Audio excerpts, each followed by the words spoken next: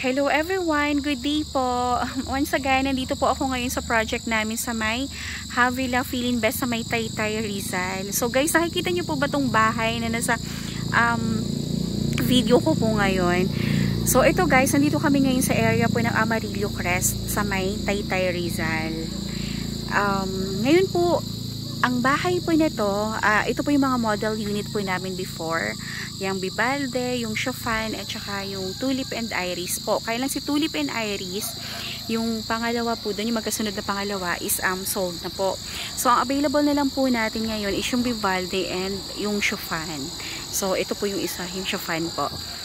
So, ngayon guys, si Vivalde po muna i-video ko sa inyo kasi po, naka-close pa po yung ating Chopin kasi 5 PM na kasi hanggang 5 PM lang po yung caretaker po natin. So guys, ito po yung bago po tayo pumasok, explain ko po muna sa inyo yung house features po ni Vivalde. Ngayon po, yung Vivalde po natin, meron siyang lot area po na 224 square meter po, and yung kanyang floor area naman is 132.90 square meter guys. So alam niyo po ba, before po nung tinayo po tong Vivalde na to, nangarap ako na sana someday ganito po yung magiging bahay ko kasi sobrang ganda naman talaga niya guys. Sobrang nakakatuwa kasi mamaya ma-amaze kayo pag pumasok po tayo dyan guys. Papakita ko sa inyo kung gaano po kaganda si Vivalde. And alam niyo po ba guys, mas maganda siya kumpara po sa dito sa video ko, mas maganda siya kumpara sa personal. So, mas maganda siya at ma-appreciate nyo siya pag once nakita nyo po ito ng personal, itong Vivalde unit po natin. And lalo na rin po itong Chopin. Pero so far, si Vivalde po, siya po yung pinakamalaking house and lot po namin na model unit dito sa may Amarillo Crest po. So guys, ready na and excited na ba kayong pasukin kung ano yung meron dito sa loob ng Vivalde na ito? So guys, si Vivalde unit po natin is meron siyang 3 bedrooms and meron siyang 1 maid's room. And si Vivalde po, meron din po siyang 1 bedroom sa baba. And then sa taas po, meron siyang 2 bedrooms and then meron siyang area na yung parang ano ba tawag doon?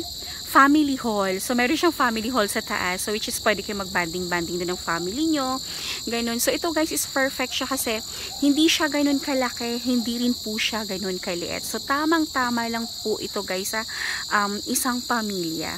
So, ayan, ikutin po muna natin guys yung Vivalde unit po natin. Kasi si Vivalde po is single detached house po siya. So, meron siyang space dito sa gilid. Paikot po yan guys. Yung lupa po ng Vivalde natin. So, ayan, meron siyang parking space. So, pwede po siguro dyan yung dalawang sasakyan sa parking niya. And, papakita ko po sa inyo yung likod niya. So, since ito guys, is yung model unit po namin noon, medyo ano na, kasi ngayon lang talaga siya binenta nung Feeling Best po. Kaya, ito guys, meron siyang 1 maid's room po dito sa, ito kasi, itong door na to, connect po ito dun sa loob. So, ngayon, papakita ka lang sa inyo, ikutin lang po natin yung paligid ni Vivalde po. So, ito, meron siya ditong sink sa labas. And ito guys, meron siyang 1 maid's room. So, ang maid's room po is nandito po sa likod. And po, so, nakaseparate po siya sa inyo. Ayan. So, meron siyang toilet din po dyan. May 1 toilet dyan. So, ito guys, pag once turn over naman sa inyo, as in talagang aayusin, as in talagang good as brand new siya pag turn over po sa inyo guys. And meron tayong punch listing na tinatawag. Kaya talagang magandang-maganda yung unit pagka turn over sa inyo. So guys, ang property line natin is hanggang dyan sa may pader na yan. So parang may space pa po siya dito sa likod na 2 meters. Parang 2.5 pa to yung laki niya dito sa likod. And ayan guys, dito siya, hanggang dyan pa po yung property line. Ayan guys. So, kahit ako guys, excited na rin akong pasukin itong Vivalde unit po natin. Kasi, na-miss ko to. Matagal na kasi ako hindi bumabalik dito sa Havila and ngayon lang ulit. Kaya, ayan, papasukin natin siya para mapakita ko sa inyo. So, tingnan nyo po guys yung community. Ayan. So, puro mga single detached house po yung nasa paligid natin. And itong sa gitna, parang roundabout siya. So, tara guys, pasukin natin. Ang ganda nito guys, sa loob. Ready na ba kayo? Ayan. So, ito siya guys. Ito yung main door po natin. And ito po yung Vivaldi unit po natin guys. So, ayan. Diba?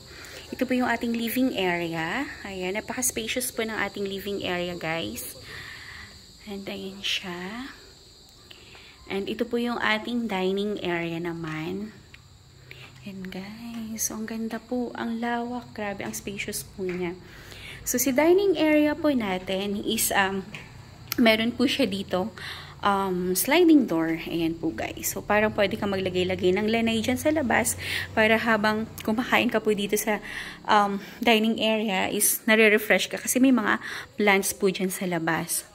So dito po sa likod ng dining area natin guys is meron tayo ditong 1 bedroom sa baba. Ayan siya guys. So kung meron tayong mga olds na nakatira sa bahay, pwedeng-pwede po kasi meron siyang bedroom dito sa baba. Ayan siya guys. So napakaluwag din po ng ating 1 bedroom dito. And dito guys is meron pong, ayan, 1 toilet and bath po. Ayan siya guys. So ayan, may shower, may walang ilaw. Ayan po siya guys. Kasi hapon na kayo medyo madilim-dilim na po. Napakaganda. Ito guys, pag once turn over sa inyo, good esperan nyo kasi aayusin po siya lahat po. So, walang ilaw. So, ito guys, ito yung area po ng ating kitchen. So, yung kitchen po natin is naka-hide po siya dito sa pagpasok sa living area. Kaya, napakaganda po nung ano ba to? Setup ng house na to. Yan siya guys. Dati pangarap ko tong bahay na to. Hanggang ngayon, pangarap ko pa rin siya. Ayan, and then, dito po sa baba, guys, sa ground floor natin, meron pong powder room naman dyan. So, kung may mga visitors po tayo, pwedeng-pwede po sila dyan sa powder room kapag nasi-CR po sila. And, aakit na po tayo, guys, para mapakita ko sa inyo yung second floor po. So, sa stairs po natin, maluwag po yung stairs natin, very comfortable po.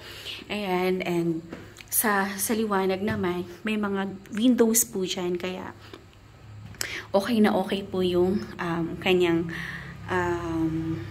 liwanag. Ayan po. So, laging maliwanag ang buhay pag maraming bintana. Ayan. So, pag-akit po natin, guys, ito po ko yung family hall naman. So, si family hall, pwede po tayo mag-banding-banding dito ng family po natin. Ayan. So, napakaganda. Very spacious po. And, ayan. Merong console table. And, napakaganda nitong bahay na to guys. Kasi, ang dami niyang window. Kaya, maliwanag yung paligid. So, hinunid na po mag-open ng lights. Kasi, maliwanag po ang paligid. Dahil sa dami po ng bintana. So, ayan siya guys. And pupunta po natin ngayon yung ating master's bedroom. So ito guys, sobrang laki ng master's bedroom po natin. Ayan si master's bedroom. Ayan. Ang lawak po niya guys. Napakaganda ng bahay nito. Napakaganda ng Vivaldi na to guys. So si master's bedroom, meron na siyang, ayan, may built-in cabinet na siya. And then ito po yung toilet and bath naman dito sa master's bedroom guys. Pwede ka magpaligay ng bathtub dyan. Sa sobrang lawak niya. Sa sobrang spacious po ng ating toilet and bath. Ayan guys, oh, ganda. As in, nakaka-amaze. Gusto ko ng ganitong bahay. Sobrang luwag. And sobrang ganda. Napaka-simple lang ng layout. Pero, alam mo yung, nandun na po lahat ng kailangan nyo. Ayan siya. And then, ito naman po yung pangalawang bedroom natin dito sa taas. Ayan siya guys, ang luwag din. So, kung may mga kids po tayo, ayan, pwede siyang lagyan ng dalawang single bed po. Napaka luwag din po nung room na ito. Napakaganda. And then, meron din po siyang built-in cabinets na po. Ayan siya guys. Diba? And then, dito po sa second floor, meron din po ditong 1 toilet and bath. Ito yung common toilet and bath po natin. So, pasensya na po medyo madilim kasi wala na po yung caretaker. Pinatay na po yung main switch ng ilaw. So, ayan siya guys. Meron din siyang, ayan, 1 bedroom dito.